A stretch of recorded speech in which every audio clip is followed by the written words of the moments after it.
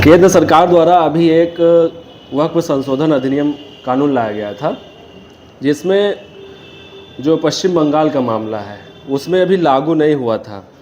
तो अभी हाल ही का मामला है कि जो ममता बनर्जी जी ने हैं, उनका कहना है कि ये कानून अब पश्चिम बंगाल में भी लागू होगा। इस पर आप क्या कहना चाहेंगे? ममता बनर्जी की सरकार ने हमेशा से मुस्लिमों का तुष्टीकरण किया है। वोट बैंक की पॉलिटिक्स की हो, यही नहीं पूरे, मैं केवल उनकी बात नहीं करूंगा, मैं केवल इस विषय की बात करूंगा कि किसी भी तरह से समाज में अगर हमारे देश में विभिन्न वर्गों का इसी तरह तुष्टीकरण किया जाता रहा तो लोकतंत्र समझदारी से परे हो जाएगा।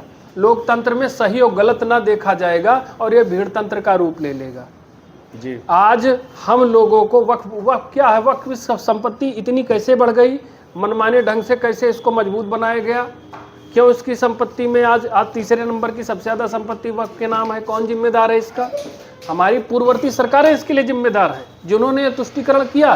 देश के धार्मिक विभाजन के बाद भी अगर आज हम अपने देश में ऐसी विसंगतियों को अपने सामने देख रहे हैं तो ये हमारी कायरता है, ये हमारे तंत्र की विफलता है।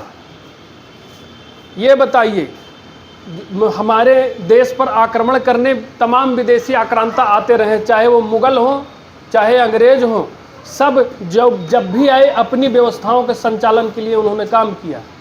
मुगल आए तो अपनी शासन व्यवस्था के साथ साथ अपनी मजहबी व्यवस्था को भी लागू करने का प्रयास किया। कितने धर्मांतरण हुए। और जब अंग्रेज आए तो क्रिश्चियन मिशनरियों के सहारे उन्होंने कितना, आज आपके देश में सिक्किम हो गया, मेघालय हो गया, नॉर्थ ईस्ट के कितने स्टेट, नागालैंड हो गए, ये सब क्रिश्चियन बाहुल्य हो गए और 90% पॉपुलेशन वहाँ की क्रिश्चियनिटी कन्वर्ट हो गई है।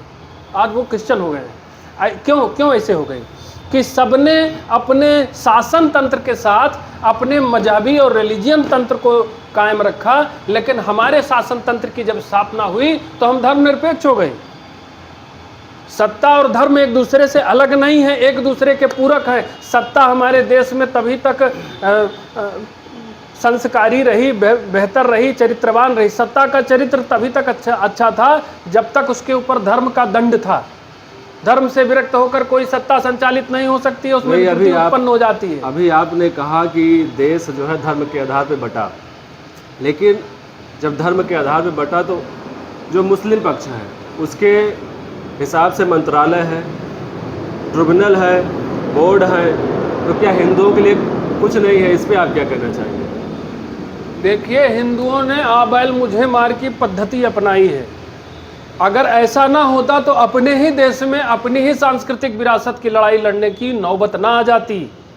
अगर ममता बनर्जी आज मुस्लिमों का इस तरह से तुष्टीकरण कर रही है और वहाँ ऐसी गतिविधियाँ हो रही है, जो भी व्यक्ति हो, हमारे देश में एक देश एक विधान की व्यवस्था हो जाए तो ये सारे नेता पैदर हो गई हैं, इनका वोट बैंक समाप्त हो जाएगा, क्योंकि एक व्यवस्था के तहत देश चलेगा, या तुष्टीकरण नहीं कर पाएंगे। और ऐसे नेताओं के ऊपर तो राष्ट्रीय सुरक्षा कानून के तहत कार्रवाई होनी चाहिए, रासुका लगनी चाहिए। क्या एक वर्ग को दूसरे वर्ग के खिलाफ भड़काना, सांप्रदायिक दंगों को भड़काना, ये हमारे देश की एक आंतरिक सुरक्षा के लिए खतरा नहीं है? बिल्कुल है। अभी छोटा सा मामला था, जो कौन है, मनीष कश्यप, बिहार के यूट्यूबर हैं, उनके खिलाफ रासुका के तहत कार्रवाई हो गई थी। और इतने बड़े बड़े कांड करने वाले लोगों को बख्शा जा रहा है सिर्फ इसलिए कि वो सत्ता में है। बहुत सही आप कह रहे हैं। नोबडी इज अबव लॉ, कानून से ऊपर कोई नहीं होना चाहिए। हमें ऐसी व्यवस्था का सृजन करना है।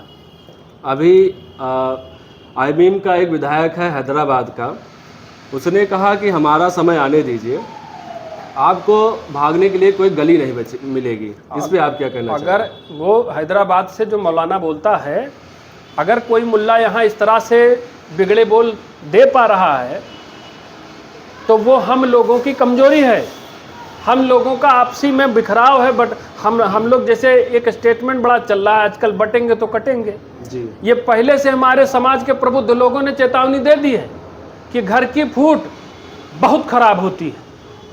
उसने एक बार नहीं कई बार 15 मिनट के लिए पुलिस हटा के देखिए, ये बयान कहाँ से आया था? हैदराबाद का ही कोई मौलाना बोला था। आज वो इस तरह के बोल दे रहा है, उसकी हिम्मत नहीं है कि एक शब्द बोल ले। हमारे देश का तंत्र है, विकृत तंत्र है जो उसको आज़ादी देता है। आज हमारे संविधान में तरह तरह के संशोधन नहीं, बल्कि फिर से एक नए संविधान को लिखे जाने की जरूरत है, जहां सशक्त भारत को बनाने के लिए एक देश एक विधान के तहत तमाम व्यवस्था, चाहे शिक्षा की हो, चिकित्सा की हो, रोजगार की हो, कानून की हो, हम कोई समांतर कानून की व्यवस्था नहीं लागू करेंगे। तो ऐसे में इन लोगों के ऊपर कोई कार्रवाई क्यों नहीं होती है?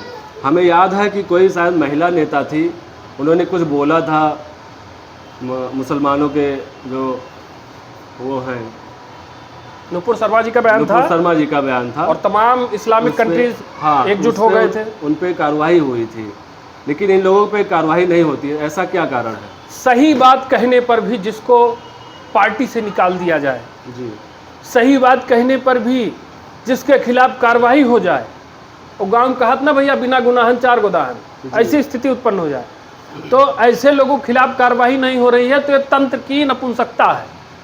शासन तंत्र मौन होकर के सब कुछ देख रहा है, और कुछ कर नहीं सकते तो उतर क्यों नहीं जाते, कुर्सी ही है तुम्हारा जनाजा तो नहीं।